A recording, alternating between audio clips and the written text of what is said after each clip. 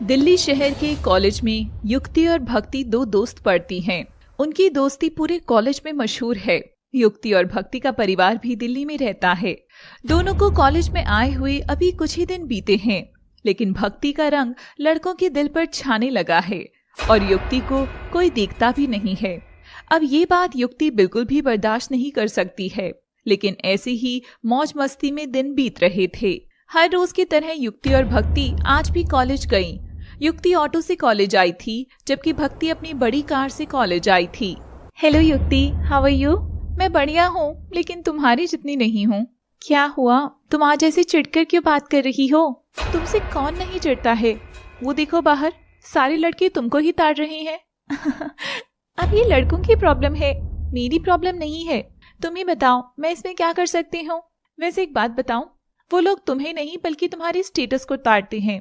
तुम्हारे पास जो पैसे हैं, बड़ी बड़ी गाड़ियां और अच्छे अच्छे कपड़े हैं, और इसके अलावा तुम्हारे अंदर कुछ खास नहीं है। मैंने कभी कुछ नहीं कहा और मैं अपनी तारीफ भी नहीं करती हूँ। सारी बातें तुम ही बोलती रहती हो। अच्छा, वैसे तारीफ लायक कुछ है भी नहीं। हाँ। अब कॉलेज के अंदर चलें या बाहर गेट पर खड़े होकर लड़के ताड़ने हैं? चलो अंदर, मुझे बाहर खड़े होने का कोई शौक नहीं है। युक्ति और भक्ति दोनों अपनी क्लास में चली गई, लेकिन युक्ति का व्यवहार बिगड़ता जा रहा था। दोनों क्लास में गए और अच्छे से पढ़ाई की और अपने अपने घर चले गए।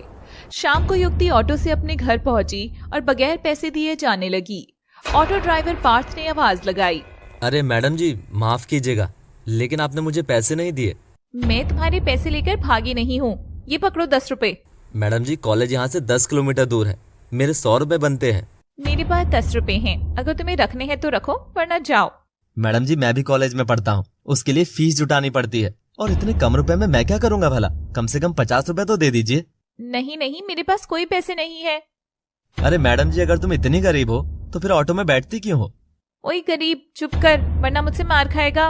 अब बिल्कुल हद हो गई है। मैं मेहनत मजदूरी अपने कॉलेज के लिए करता हूँ, लेकिन तुम जैसे लोग पैसे नहीं देते हो। और गरीब मैं नहीं हूँ, तुम हो, क्योंकि मैं अपना पेट भर रहा हूँ और तुम दूसरों का पेट काट रही हो। पार्थ ने अपना ऑटो वापस घुमाया और फिर दूसरी सवारी की तलाश में निकल गया। रात को ऑटो चलाकर पार्थ अपने घर चला गया। उसके घर में उसके पिता रघुवीर और माँ विनीता हैं। पार्थ ने सबसे पहले अपना ऑटो खड़ा किया और उसके बाद पढ़ाई करने बैठ गया। उसके पिता रघुवीर बेड पर बीमार पड़े थे। तभी उसकी माँ विनीता खाना लेकर आई। पार्थ बेटा, तुमने खाना भी नहीं खाया और पढ़ाई करने बैठ गए हो? माँ, मैं काम की वजह से कॉलेज कम जा पाता हूँ, इसीलिए घर पर पढ़ने के लिए यही समय बचता है। हाँ बेटा, लेकिन हिम्मत नहीं हारना कभी, क्योंकि रात के बाद ही सुबह आती है। हाँ माँ, ठीक है, मैं पढ़ाई करते हुए खा लेता हूँ। विनीता ने पार्थ को खाना दिया। पार्थ पढ़ते पढ़ते खाना खाने लगा। अगले दिन भक्ति अपनी बड़ी कार से कॉलेज गई और कॉलेज के गेट पर खड़ी होकर युक्ति का इंतजार करने लगी। तब भी वहां युक्ति भी आ गई, लेकिन उसने देखा कि कॉलेज के गेट पर लड़कों की भीड़ लगी है, जिसमें कॉलेज के सीनियर, टॉपर, अमीर लड़के, स्पोर्ट्स में टॉपर और भी कॉलेज के हैंडसम लड़के थे। लेकिन उन सभी का फोकस भक्ति पर था और ये देख युक्ति को बिल्कुल पसंद नहीं आया। युक्ति चुपचाप कॉलेज के अंदर जाने लगी। तभी भक्ति ने आवाज लगाई, युक्ति, मैं यहाँ हूँ। मैं यहाँ खड़ी होकर तुम्हारा इंतजार कर रही थी। अच्छा, तो तुम यहाँ हो? मुझे तो तुम दिखाई ही नहीं दी। ओह सॉरी, तुम दिखाई भी कैसे देती, क्योंकि तुमको तो लड़कों ने घेर रखा था ना। युक्ति, तुम पागल हो गई हो क्या? आजकल तुम कैसी बातें करने लगी हो? ये कॉलेज है और यहाँ कोई भी खड़ा हो सकता है। मैं किसी को नहीं रोक सकती हूँ, लेकिन न जाने तुम्हें क्या होता जा रहा है कि तुम मेरी हर बात से चिढ़ रही हो, और मैं अगर कुछ भी कर रही हूँ तुम फिर भी चिढ़ रही हो। तुम्हें अपने पैसे का घमंड है। हम बचपन के फ्रेंड हैं, लेकिन ये बात कहाँ से आ गई? आपसे पहले तो कभी नहीं आई। तुम बचपन से ही घमंडी हो, लेकिन मुझे समझ अब आया है। अब क्लास में चले? हाँ, क्लास में ही जाना है, क्योंकि मैंने कुछ दूसरे शौक नहीं पाले हैं। यार। युक्ति आगे आगे क्लास में जाने लगी और भक्ति उसके पीछे थी। जैसे ही वो क्लास में जा रही थी, तभी उसके सामने एक लड़का आया। युक्ति गुस्से में थी तो उस लड़के से टकरा गई। युक्ति ने पीछे मुड़कर देखा तो वो लड़का कोई और नहीं बल्कि पार्थ था। युक्ति पार्थ के ऊपर बहुत जोर से चीखी। आवाज सुनकर बाकी लोग भी वहां आ गए। अरे मैडम जी, आप देखिए, मैं मुंह बंद करो अपना।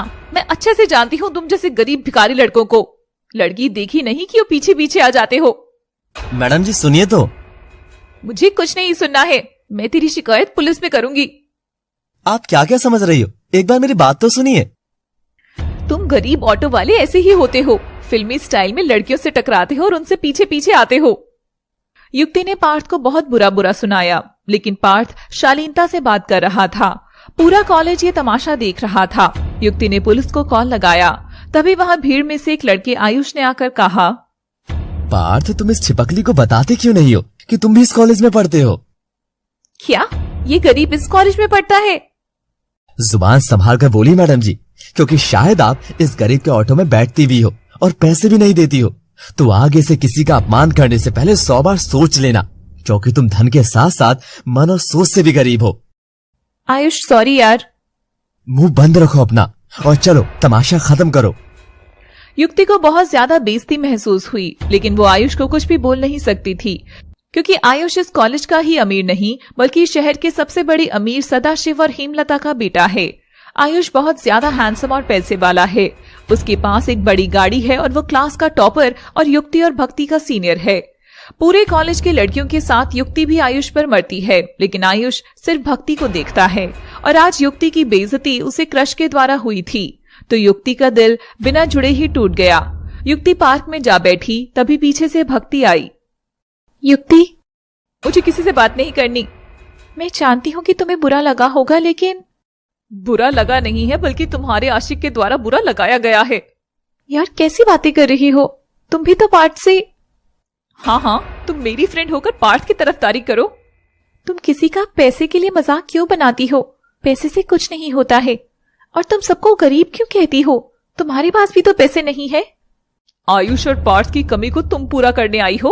अब बेइज्जती करने में जो उन दोनों से कमी रह गई थी, उसको तुम पूरा कर रही हो। मेरी बेइज्जती कर रही हो। मैं सिर्फ तुम्हें समझा रही हूँ। तुम आज से और अभी से मेरी फ्रेंड नहीं हो। और हाँ, इतना समझ लो कि इस कॉलेज का हीरो, शहर का सबसे अमीर लड़का और हाँ, सबसे हैंडसम लड़का मेरा होगा। मैं आयुष से शादी करूंगी और फिर तुमसे ज्यादा अमीर बनकर दिखाऊंगी। और हाँ, अब यहाँ से चली जाओ, वरना अच्छा नहीं होगा। तो मुझसे कुछ भी उम्मीद मत रखना। भक्ति वहां से चली गई, लेकिन उसको पार्थ पर दया आ रही थी, इसलिए वो पार्थ के पास गई। पार्थ कॉलेज के बाहर खड़ा था, उसके पास आयुष भी खड़ा था। भक्ति ने दोनों को हेलो बोला।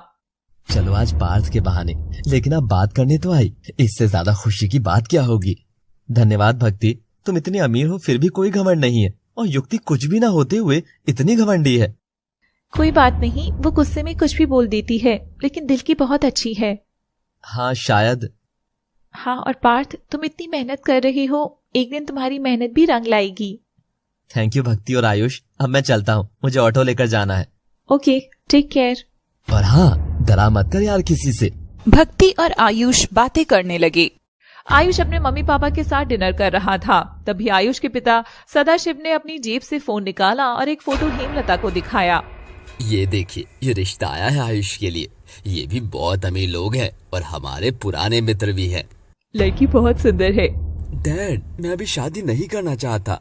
आयुष उठकर अपने कमरे में चला गया। वो शादी नहीं करना चाहता था क्योंकि उसे भक्ति पसंद थी, लेकिन वो नहीं जानता था कि जिस लड़की का फोटो उसके पापा दिखा रहे हैं वो भक्ति ही है। युक्ति सोने जा रही थी, लेकिन तभी उसके फोन पर व्हाट्सएप नोटिफिकेशन आया।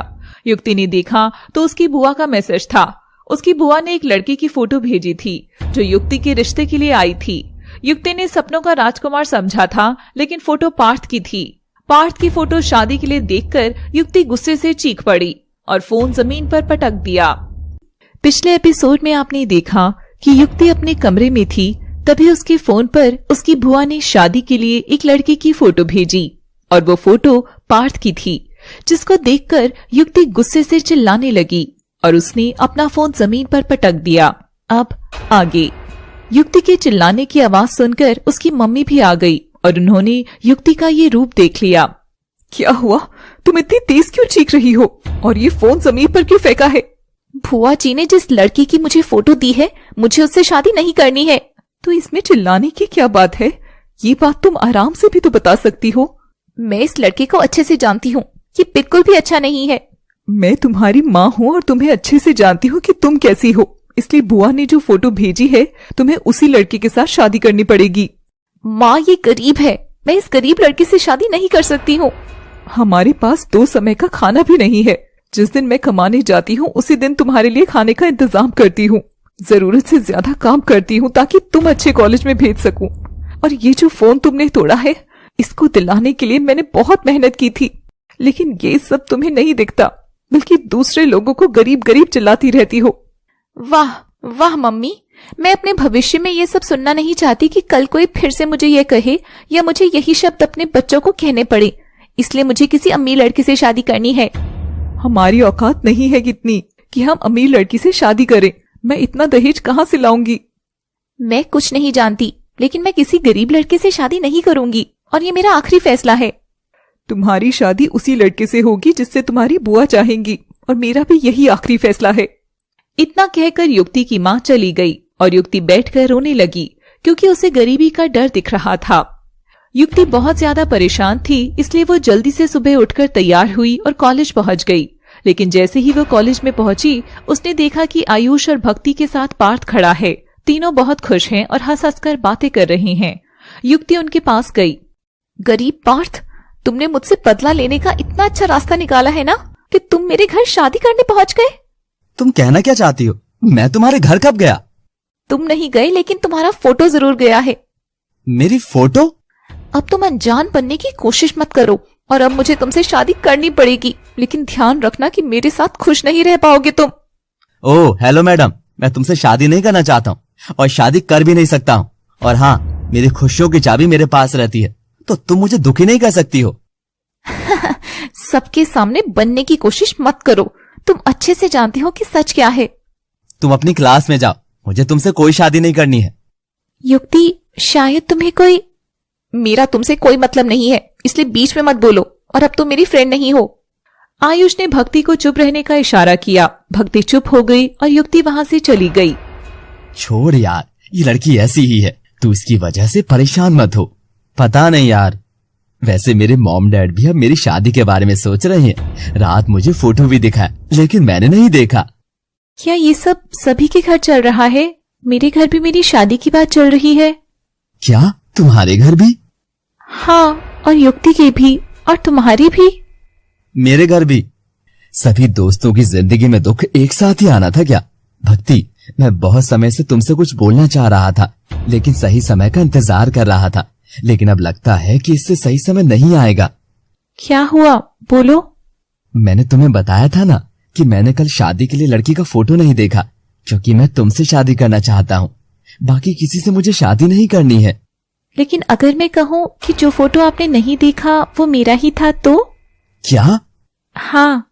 वाह, ये तो बहुत खुशी की बात है। मैं घर जाकर बोल दूंगा कि मेरी जल्दी से शादी करवाओ। तुमने ये तो पूछा ही नहीं कि मैं शादी करना चाहती हूँ या नहीं। क्या हुआ, तुम खुश नहीं हो? उससे क्या फर्क पड़ता है, क्योंकि मेरे डैड और आपके डैड दोस्त हैं और बिजनेस बीच में आ जाएगा, इसलिए कोई फर्क नहीं पड़ता। मुझे शादी करने में कोई प्रॉब्लम नहीं है। आयुष मुस्कुराया और फिर तीनों अपनी अपनी क्लास में चले गए। 1 महीना तैयारियों में निकल गया और फिर आयुष और भक्ति का विवाह हो गया और युक्ति का विवाह पार्थ से हो गया। युक्ति को अमीर लड़के से शादी करनी थी, लेकिन उसके सारे ख्वाब टूट गए और फिर दोनों उसे अपना नसीब मानकर रहने लगी। लेकिन युक्ति ने भक्ति को दुश्मन मान लिया। युक्ति आयुष से या आयुष जैसे किसी लड़के से शादी करना चाहती थी और अब भक्ति की शादी आयुष से हो गई थी। शाम के समय पार्थ अपने ऑटो में बिठाकर युक्ति को कपड़े दिलाने गया, लेकिन युक्ति लगातार उससे लड़ रही थी, क्योंकि जिस कपड़े की दुकान पर पार्थ उसे लेकर गया था वो युक्ति के सपनों की दुकान नहीं थी। ये जो तुमने मुझसे शादी की है ना, तुम्हारी औकात ही नहीं थी। अब तुम्हारा बदला पूरा हो गया, अब मुझे छोड़ दो। मैं इतने अच्छे मूड से तुम्हें कपड़े दिलाने लाया हूँ, लेकिन तुम सारा मूड खराब कर देती हो। तुम इतनी चिड़ी हुई क्यों रहती हो? तुम्हारे उस टूटे से ऑटो में बैठ कर आई हूँ और अब यहाँ भिखारियों की तरह गरीबों की दुकान से कपड़े ले रही हूँ। क्या इतना दुख कम है? हमें हर परिस्थिति में खुश रहना चाहिए। वो सामने मॉल देखो, मुझे ऐसे मॉल से शॉपिंग करनी थी, लेकिन तुम इस जीवन में तो नहीं करा पाओगे, क्योंकि ये तुम्हारी औकात से बाहर है। अब तुम कुछ लेना चाहती हो? तुमने यहाँ लाकर मेरे ऊपर एहसान किया है, इसलिए अब वापस घर ले चलो, और एहसान नहीं चाहिए। युक्ति और पार्थ ऑटो में बैठ गए। तभी युक्ति ने सड़क की दूसरी तरफ देखा तो वहां मॉल के सामने एक बड़ी गाड़ी आकर रुकी। जिसमें से हंसते खिलखिलाते आयुष और भक्ति उतरे और दोनों एक दूसरे का हाथ पकड़ते हुए मॉल के अंदर चले गए। अब युक्ति को चिल्लाने का एक और बहाना मिल गया था। पार्थ ऑटो चलाता रहा और युक्ति चिल्लाती रही और दोनों घर पहुंच गए। मुझसे कहते हो कि खुश रहो, लेकिन अब तुम्हें पता चल गया कि खुशी क्या होती है और खुश कैसे रहते हैं। क्या हुआ बेटी, तू तो कपड़े लेने गई थी। वाह वाह, पूरा घर ही ड्रामेबाज है। मुझे वो गरीबों वाले कपड़े नहीं चाहिए। बेटी, हमारे ये दिन हमेशा नहीं रहेंगे। पार्थ पढ़ाई भी कर रहा है, जल्दी उसको अच्छी नौकरी मिल जाएगी। इसको कभी भी नौकरी नहीं मिलने वाली है। अब तुम अपने कमरे में जाओ। कमरे में ऐसे भेज रहे हो जैसे कि तुमने ताजमहल बनाया हो। हाँ। युक्ति अपने कमरे में चली गई। युक्ति की सास विनीता उसके लिए चाय बनाई और उसके पास ले गई। युक्ति बेटा, ये लो, मैंने तुम्हारे लिए चाय बना दी है। आपको समझ नहीं आता है क्या? क्यों मेरे पीछे पड़े हो? मैं सिर्फ तुम्हारा ध्यान रख रही हूँ बेटा। मुझे आपके ध्यान रखने की बिल्कुल भी आवश्यकता नहीं है। मेरे पास कुछ पैसे हैं, मैं तुम्हें वो दे देती हूँ, तुम उससे अपने कपड़े ले आना। अच्छा, आपके पास कितने रुपए हैं? मेरे पास 1000 रुपए हैं। 1000 रुपए में तो मेरी चप्पल भी नहीं आती है। मेरे पास इतने ही है बेटा। ठीक है, वही दे दीजिए, मैं मार्केट जा रही हूँ। युक्ति ने पैसे लिए और मार्केट चली गई, लेकिन उसने कुछ नहीं खरीदा, बल्कि एक आदमी को बुलाया जिसके मुंह पर मास्क लगा था और उस आदमी का नाम सिंघा है। आओ सिंघा, तुमने यहाँ भीड़ वाली जगह में क्यों बुलाया है? अकेले में आना था ना? मैंने मास्क लगाया है, यहाँ कोई नहीं पहचान पाएगा। युक्ति और सिंघा ने बातें की। सिंघा ऑटो में बैठकर चला गया। युक्ति सड़क पर खड़ी होकर सोच रही थी, जो मेरा नहीं हुआ मैं उसे किसी का भी नहीं होने दूंगी। भक्ति सोफे पर बैठकर टीवी देख रही थी। तभी उसे किसी का कॉल आया। फोन पर एक आदमी घबराते हुए बोल रहा था, हेलो, आप आयुष के परिवार से हैं? आयुष साहब का एक्सीडेंट हो गया है और उनकी मौत भी हो गई है। आप जल्दी से मॉल रोड पर आ जाइए। नहीं, ये नहीं हो सकता। नहीं, कह दो कि ये झूठ है। पिछले एपिसोड में आपने देखा कि भक्ति सोफे पर बैठकर टीवी देख रही थी। तभी उसे किसी अनजान नंबर का कॉल आया और उसे खबर मिली कि आयुष की रोड एक्सीडेंट में मौत हो गई है। इस बात का भक्ति को गहरा सदमा लगा। भक्ति के आंसू बहने लगे। अब आगे, मेरा आयुष, नहीं, मेरा आयुष मुझे छोड़कर नहीं जा सकता, ये नहीं हो सकता। भक्ति के रोने की आवाज सुनकर उसकी सास हेमलता और ससुर सदाशिव आ गए। क्या हुआ? इतनी रात को क्यों रो रही है तू? तू पहले से मनहूस है और अब रो रही है। मम्मी जी, आयुष, वो आयुष। क्या हुआ आयुष को? कुछ बोलेगी? ये मुंह में दही जमाकर बैठी है। मम्मी जी, अब आयुष नहीं रहे, उनका एक्सीडेंट हो गया है। तू शक्ल से भी इतनी बुरी है और अब तेरा दिमाग भी खराब हो गया है। अगर मेरे बेटे को कुछ भी हुआ तो मैं तुम्हें नहीं छोड़ूंगी। जिस दिन मैंने अपने बेटे आयुष की शादी तुमसे कराई, वो दिन ही मनहूस था। हमारे घर की सारी खुशियां तुमने छीन ली है।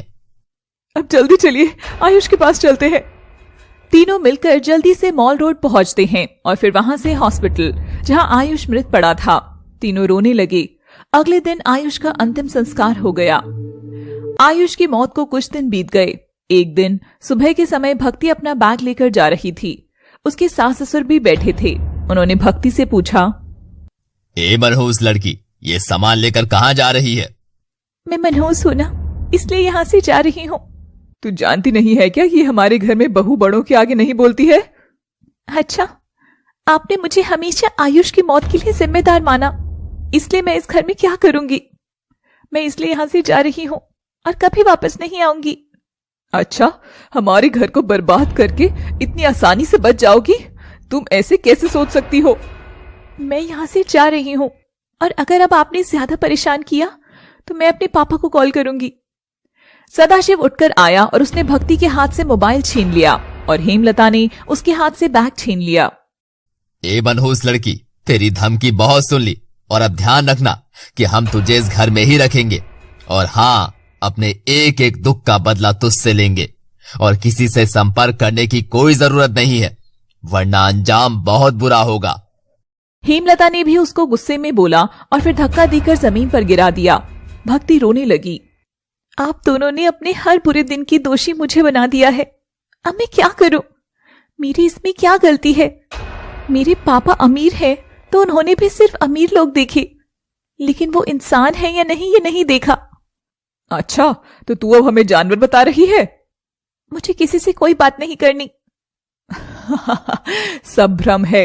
इतना परेशान करूंगी कि तू खुद पैरों में गिरकर माफी मांगेगी, क्योंकि हमारे बेटे की मौत की जिम्मेदार तू ही है। भक्ति उठकर अपने कमरे में चली गई। भक्ति के आंसू रुकने का नाम ही नहीं ले रहे थे। भक्ति भी खुद को दोषी मान रही थी। आयुष की मौत कैसे हुई मैं इस बारे में कुछ नहीं जानती हूँ, लेकिन अब मुझे आयुष की मौत का रहस्य जानना होगा और उसके बाद खुद को निर्दोष साबित करना होगा। तभी बाहर से उसकी सास आई। हमने तुझे यहाँ आराम फरमाने के लिए नहीं रखा है। चल अब जल्दी से उठ और किचन में जा। जी ठीक है। और हाँ, किचन में जाने से पहले शक्ल बदल लो और नहा लो। रोते हुए खाना मत बनाना, अच्छे से खाना बनाना। जी ठीक है, मैं नहाकर खाना बना दूंगी और रोऊंगी भी नहीं, क्योंकि मेरे हंसने रोने पर भी अब आपका अधिकार है। मुझे रोने का कोई हक ही नहीं है। मुझे ज्यादा बोलने वाली लड़कियां पसंद नहीं है। जी माफ कीजिए, जुबान बंद रखूंगी और अगर आप कहेंगे तो काट कर फेंक दूंगी। हाँ, ज्यादा बोलेगी तो ये दिन भी जल्दी आएगा। भक्ति नहाने के लिए चली गई और हेमलता भी कमरे से बाहर आ गई और सदाशिव के पास बैठकर बातें करने लगी।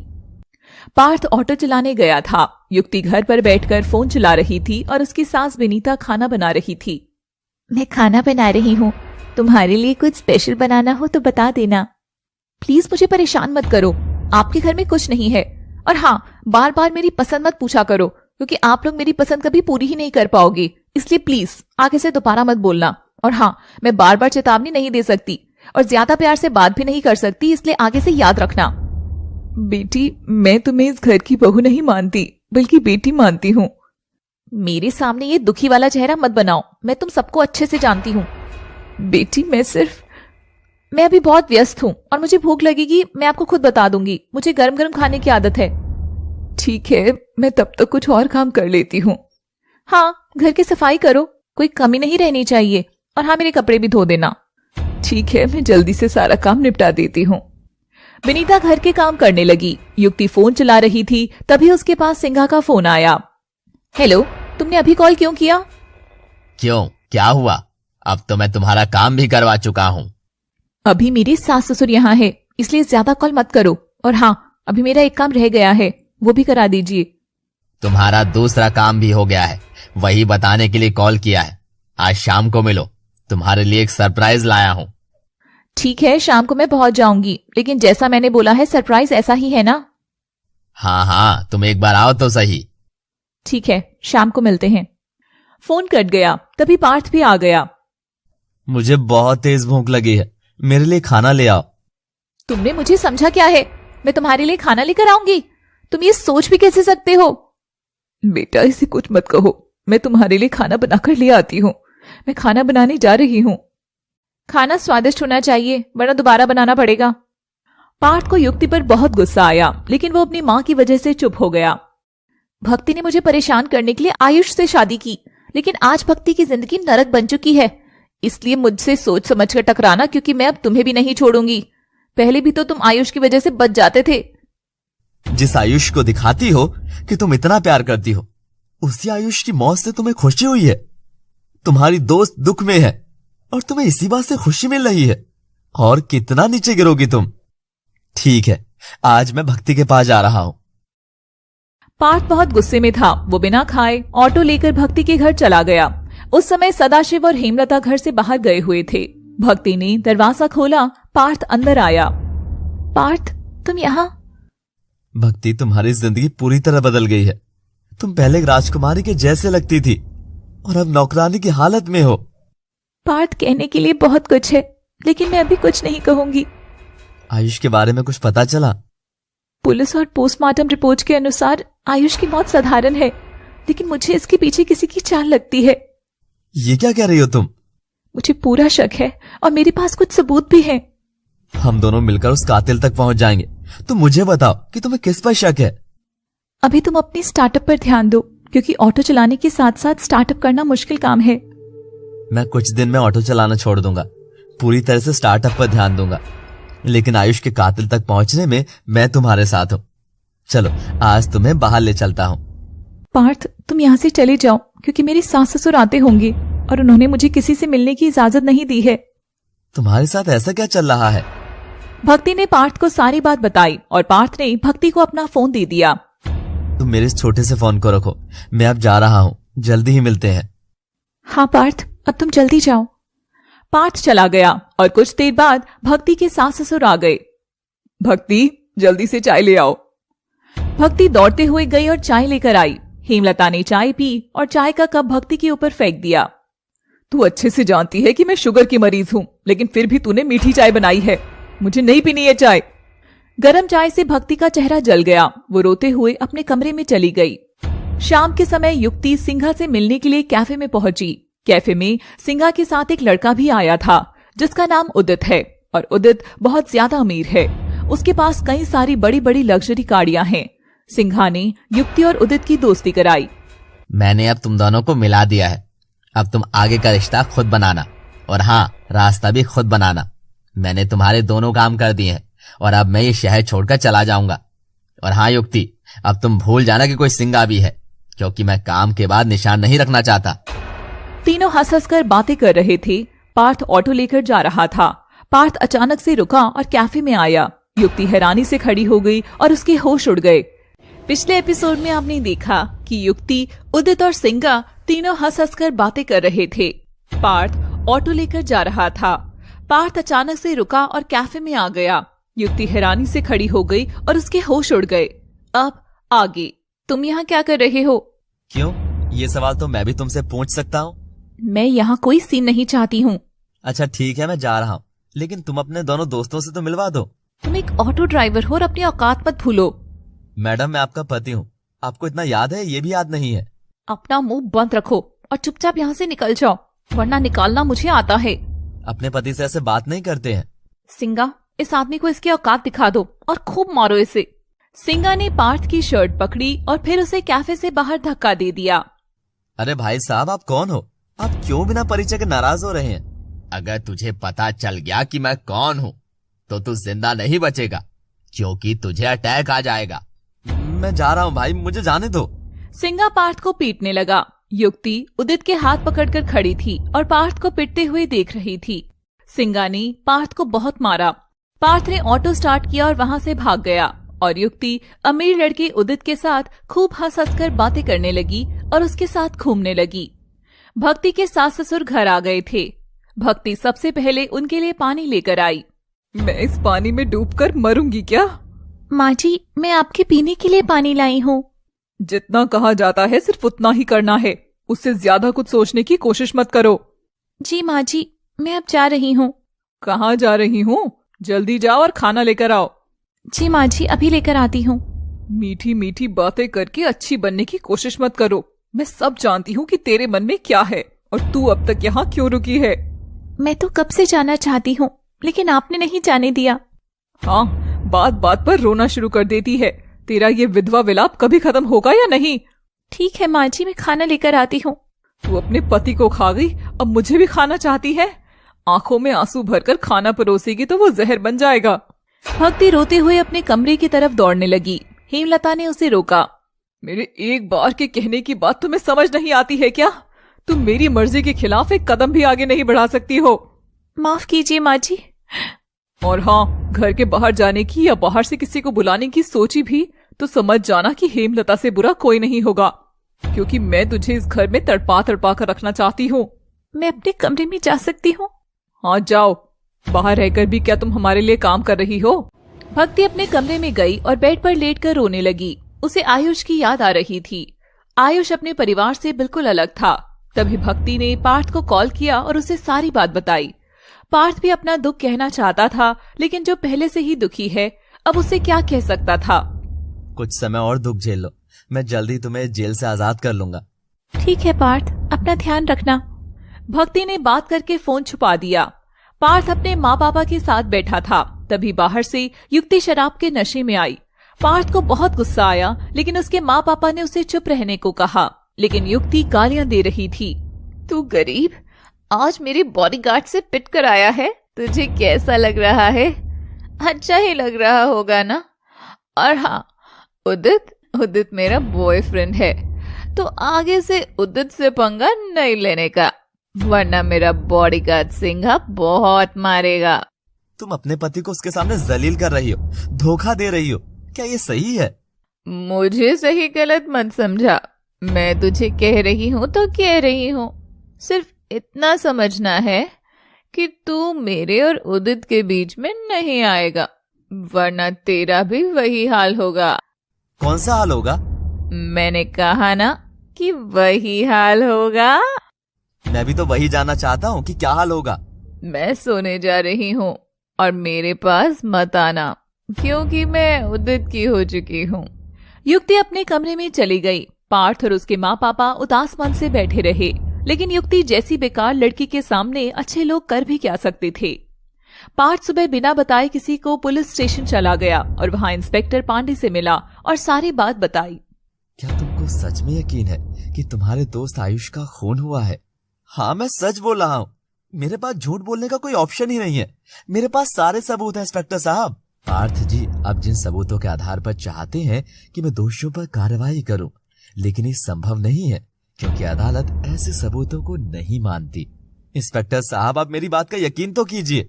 कोई ठोस सबूत हो तो आना, वरना मेरा और अपना समय बर्बाद करने का कोई फायदा नहीं है।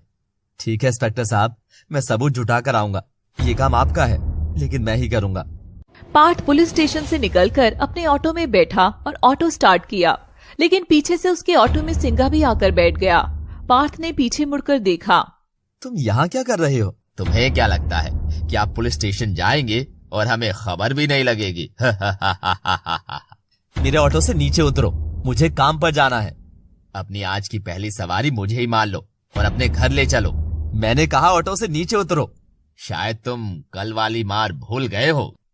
सिंघा ने पार्थ को बहुत पीटा, तभी पांडे जी आए। अच्छा सिंघा भाई, आपकी हिम्मत इतनी बढ़ गई कि आप पुलिस स्टेशन के सामने सबको पीटेंगे। वाह वाह, आपकी हिम्मत तो काबिल तारीफ है। वाह वाह।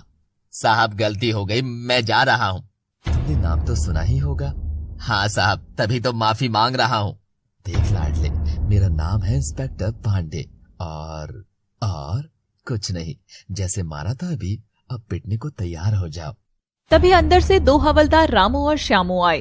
रामू, इन महाशय को पांडे स्टाइल में समझ रहे हो ना? जी साहब। साहब, मुझे क्या करना है? तुम्हें भी हमारे दूसरे वाले स्टाइल में। जी साहब। रामू और श्यामू ने सिंघा को पीटना शुरू किया। सिंघा तेज तेज रोने लगा, लेकिन पांडे जी कुर्सी पर बैठकर सेब खाते रहे और उनके हवलदार सिंघा को मार खिला रहे थे। पांडे जी ने पार्थ को भी ऑटो लेकर जाने दिया। पार्थ अपने घर गया, लेकिन उसने देखा कि घर के बाहर एक बड़ी कार खड़ी है और उसमें युक्ति उदित के साथ बैठी है। पार्थ ने गुस्से में युक्ति को कार से बाहर निकाला। ये क्या बदतमीजी है? तुम सबसे बड़ी बदतमीज हो और तमीज मुझे सिखा रही हो। मैं अपने बॉयफ्रेंड के साथ हूँ। इतना कहकर युक्ति ने पार्थ को एक थप्पड़ मार दिया। बदले में पार्थ ने भी युक्ति के गाल पर एक थप्पड़ रसीद किया। वहां आसपास के लोग भी बिना टिकट के तमाशा देखने आ गए थे। तुम आदमी हो या जानवर? तुमने अपनी बीवी पर हाथ उठाया? अच्छा, और तुमने कुछ नहीं किया? तुम गरीब हो, तुम मुझे कोई खुशी नहीं दे सकते हो। अगर मैं तुम्हारे साथ रहूंगी तो सड़ सड़ कर मरूंगी, इसलिए मैं जा रही हूँ। मैं तुमसे अभी भी कह रहा हूँ कि ये सब गलत है। तुम बाद में बहुत पछताओगी। मैं अपने बॉयफ्रेंड के साथ जा रही हूँ और इससे शादी भी करूंगी क्योंकि ये पैसे वाला है। युक्ति ने किसी की नहीं सुनी और कार में बैठकर चली गई। पार्थ और उसके माँ बाबा की गर्दन नीचे झुक गई। वहां खड़े हुए लोग उनके बारे में बातें बनाने लगे, लेकिन कोई भी कुछ नहीं बोला और अपने घर में चले गए। शाम को पार्थ बेचारा चुपचाप ऑटो लेकर भक्ति के घर पहुंच गया और पीछे वाले दरवाजे से भक्ति के कमरे में चला गया। भक्ति ने अचानक पार्थ को देखा तो वो चौंक गई। तुम यहाँ क्या कर रही हो? पार्थ कुछ बिना बोले ही उसकी आंखों से आंसू बह रहे थे। वो भक्ति के गले लग गया और रोने लगा, लेकिन भक्ति की सास हेमलता कमरे के अंदर आ गई और भक्ति को कहा, वाह वाह, मुझे पहले से ही शक था और आज गैर के साथ मैंने तुझे पकड़ भी लिया। अब मेरा विश्वास पक्का हो गया कि मेरे बेटे का कत्ल तूने ही कराया है। मैं पुलिस को सब सच बता दूंगी। पार्थ और भक्ति के होश उड़ गए। रंग जाऊं तेरे रंग में पार्ट 5। भक्ति को पार्थ के बाहों में देख हेमलता के त्योर एकदम चढ़ चुके थे। अच्छा, अब मैं समझी इतनी कम उम्र में मेरा जवान बेटा भगवान को प्यारा कैसे हो गया। वो मरा नहीं मारा गया है और ये तुम दोनों आशिकों ने मिलकर किया है। नहीं माँ जी, आप एकदम गलत समझ रही हैं। आंटी जी, भक्ति सिर्फ मेरी दोस्त है और कुछ भी नहीं। सुना जी आपने, सिर्फ दोस्त हैं। हमारे जमाने में तो ऐसी दोस्ती नहीं होती थी। एक विधवा औरत के कमरे में एक जवान लड़का चोरी छिपे आकर मिले। एकदम ही बदचलन है हमारी बहू तो। ये सच हमें सबको बताना ही होगा। ये सुन भक्ति हेमलता के पाँव में गिर जाती है। माँ जी, मैं आपका दिया हर टॉर्चर, हर यातना, हर पीड़ा सह लूंगी, मगर भगवान के लिए मुझे सबके सामने बदचलन न बनाइए। मैं अभी भी आयुष की पत्नी हूँ। पत्नी नहीं, विधवा है और आयुष की कातिल भी। हेमलता पुलिस को फोन कर बुला लेती है। जी बताइए, आयुष से जुड़ी आपको क्या बात करनी थी? इंस्पेक्टर, मेरी इस बहू ने अपने आशिक के साथ मिलकर मेरे बेटे का खून कर डाला। आप इन्हें अभी पकड़कर ले जाइए। तभी पांडे पार्थ की ओर देखता है। अरे तुम तो वही हो ना जो खुद से कंप्लेंट लिखवाने आए थे, तो फिर तुम पर इल्जाम क्यों लग रहा है? आखिर यहाँ हो क्या रहा है? पार्थ पांडे को साइड में लेकर जाता है। सर, ये सास बहू वाली कहानी है। सास अपनी बहू को जलील करने की सारी कोशिश कर रही है, प्लीज समझिए। और पांडे ये सुन मुस्कुरा देता है और पार्थ की ओर आंख मारता है। हेमलता जी, मैं इस लड़के को पकड़कर तो ले जाऊंगा, मगर अभी जब मैं आ रहा था तो मुझे पड़ोसी बता रहे थे कि आप अपनी बहू को बहुत तंग करती हैं। जानती है ना इसकी सजा क्या है? ये सुन हेमलता सक पका जाती है और जमीन पर पड़ी भक्ति को उठाकर सीने से लगाती है। नहीं नहीं सर, ये तो मेरी बेटी जैसी ही है। बस बेटे के सदमे में मेरा दिमाग सदमे में जा रहा है। आप प्लीज कुछ जांच करिए। पांडे पार्थ के साथ बाहर आता है। बेचारी भक्ति और इसकी किस्मत, अक्सर चमकने वाले महल अंदर से कोयले की तरह काले और खोखले होते हैं। Well mister Parth, your complaint has been registered. We will catch the murderer soon. Don't worry, you go your home safely. Parth वहाँ से अपना ऑटो लेकर चला जाता है। सेफली? जब तक वो युक्ति उस घर में है, सेफली तो क्या, मुझे मेरे घर में ही घुटन होने लगी है। पार्थ घर में जैसे ही जाता है उसे विनीता की रोने की आवाज आती है और वो दौड़कर अंदर जाता है तो देखता है कि विनीता जमीन पर पड़ी हुई थी और उसके सिर से खून बह रहा था। अपनी माँ के सिर से निकलता खून देख पार्थ अपना आपा खो बैठता है। माँ, ये क्या हुआ तुझे? ये इतनी चोट कैसे लगी? कुछ नहीं बेटा, बस पाँव फिसल गया था और मैं गिर गई थी। पाँव फिसल गया? ऐसे ही खाली फर्श पर जो चिकनी भी नहीं है? ऐसे कैसे माँ? एक मिनट, वो दुष्ट युक्ति कहाँ है? आहिस्ता पार्थ, वो बीवी है तेरी, उसको ऐसे मत बोल, बेचारी सुनेगी तो क्या सोचेगी। आज उसी बेचारी ने देख तेरे बेटे को कितनी मार खिलवाई है, वो भी अपने ही यार के सामने। विनीता अपना गम भूलकर अपने लाल की चोटें देखती है। वो सब छोड़ो, तुम यहीं रुको, मैं पानी लेकर आता हूँ। पार्थ उठकर रसोई घर में पानी लेने जाता है। तभी अंदर के कमरे से हाथ में अपना बैग लिए युक्ति बाहर आती है। युक्ति विनीता को जमीन पर पड़ा देखती है। अरे बूढ़ी अम्मा, तुम अभी भी यहीं हो? बड़ी ही बेशरम हो, इतना जलील होने पर भी मेरे रास्ते में ही पड़ी हो। पार्थ के घर आने से कुछ देर पहले युक्ति उदित के साथ घर के बाहर आती है। उदित उसे अपनी काली मर्सिडीज में छोड़ने आया था। वह एक हैंडसम हंक की तरह पहले खुद गाड़ी से उतरता है और फिर युक्ति का दरवाजा खोलता है। Oh honey, that is all I want. ये रिच एटीट्यूड ही तो मुझे पसंद है हमेशा से, पर मेरी किस्मत में तो वो फटीचर पार्थ ही लिखा था। हाँ। आज गरीब और गरीबी की कोई बात नहीं होगी, अब से सिर्फ रोमांस होगा, वो भी उदित स्टाइल में। और उदित गाड़ी से निकलकर उसे एक बड़ा गुलाब का बुके देता है। युक्ति की तो खुशी की कोई सीमा ही नहीं थी, यही तो उसका ड्रीम था। युक्ति ने बुके मिलते ही उदित को झूमते हुए गले लगा लिया और उसके गाल पर किस किया। A sweet kiss for a handsome boyfriend। और युक्ति उदित को बाय करके जैसे ही घर की ओर मुड़ती है, वहाँ उसकी सास विनीता को खड़ा पाती है। विनीता की आंखों में कोई क्रोध नहीं था, बस एक सवाल था कि आखिर क्यों युक्ति घर में इतना प्यार मिलने पर भी तुम क्यों ऐसा कर रही हो। दोस्तों, हम सबके मन में हमेशा एक सवाल गुलाटियां जरूर मारता है कि क्या हमें बदले में उतना ही प्यार और उतना ही अटेंशन मिलता है जो हम सामने वाले को देते हैं? क्यों सामने वाले इंसान के लिए हमेशा हमारा प्यार काफी नहीं होता, जो वह कहीं और दिल बहलाने लगता है? आता है ना ये सवाल? नहीं आता? अपने पसंदीदा चैनल काका टीवी के कमेंट बॉक्स में कमेंट कर जरूर बताएं। और मन में चल रहे सवाल को आखिर विनीता युक्ति से कह ही देती है। युक्ति बेटा, ये कौन था और तुम उसे बॉयफ्रेंड क्यों कह रही थी? बॉय यानी लड़का, यानी सिर्फ दोस्त है ना वो तुम्हारा? और वो उसकी गाल पर तुम। ओ बस यार सासू माँ, अपने ये मेलोड्रामा बंद करो। बुरा लगा तो साफ बोलो ना, ये मेरी पर्सनल लाइफ है, उसमें नाक घुसाकर मुझे टॉर्चर करना बंद करो। मैं टॉर्चर कर रही हूँ तुम्हें? एक मिनट युक्ति, आज तक तुम्हारी बदतमीजियों को नादानी मानकर मैं कुछ नहीं बोल रही थी, क्योंकि वो मुझ तक जुड़ी थी, मगर ये सब मेरे बच्चे से भी जुड़ा हुआ है। बच्चा बच्चा बच्चा, इतना ही बच्चा है तो उसे अपने पास ही रख लो ना। मेरी बात सुनो तुम सासू माँ, तुम्हारा ये बच्चा मेरी शौक और मेरी जरूरतें पूरा करने जितना बड़ा नहीं हुआ है, तो प्लीज। युक्ति बेटा मेरी बात तो सुनो, तू कहे तो मैं भी कोई काम करके तेरे शौक पूरे करने में पार्थ की मदद कर दूंगी, पर ऐसा मत कर मेरी बच्ची। ओह, you know what? I'm done, dear old lady. I'm leaving now. Oh, you poor lady. तुम इतनी इंग्लिश कहाँ से समझोगी? मैं जा रही हूँ सासू माँ, तुमसे, इस गरीबी से और तुम्हारे गरीब बेटे से छुटकारा पाकर। और युक्ति पलटकर कमरे में जाने लगती है कि तभी विनीता उसे रोकने लगती है। युक्ति नहीं नहीं बेटे, ऐसे मत जा, हम गरीब हैं, ये किस्मत है हमारी, मगर मेरा पार्थ मेहनत कर रहा है, वो जरूर हम सबके अच्छे दिन लाएगा बेटी। ओ कम ऑन, वो कोई सरकार है जो अच्छे दिन लाएगा? उसकी नौकरी लग भी जाएगी तो भी सरकारी आदमी की सैलरी में क्या ही होगा मेरा। जब मुझे उदित की अनलिमिटेड दौलत मिल रही है तो मैं एफडी के पीछे क्यों जाऊं? Now you go to hell you old lady fellow. और युक्ति विनीता को धक्का मार देती है, जिससे वह पत्थर से टकरा जाती है और उसका सिर घायल हो जाता है। युक्ति कमरे में जाकर अपना सामान पैक करने लगती है। युक्ति सब रिपीट टेलीकास्ट पर विनीता को सुना ही रही थी कि पार्थ ये सब सुन लेता है और वह युक्ति के सामने आकर पानी का ग्लास उसके मुंह पर फेंक देता है। What the hell, you? मैं आज तक सोचता था कि तुम एक अड़ियल जिद्दी सिरफरी लड़की हो, मगर तुम इतनी गिरी हुई और पत्थर दिल भी हो सकती थी, मैंने कभी सोचा तक नहीं था। मेरी माँ को चोट पहुँचाई तुमने। युक्ति पार्थ के गिरेबान पकड़ लेती है। Hey, you so called poor husband, मैं तुम्हारे इस कबूतर खाने से निकलकर जा रही हूँ अपने बॉयफ्रेंड उदित के पास।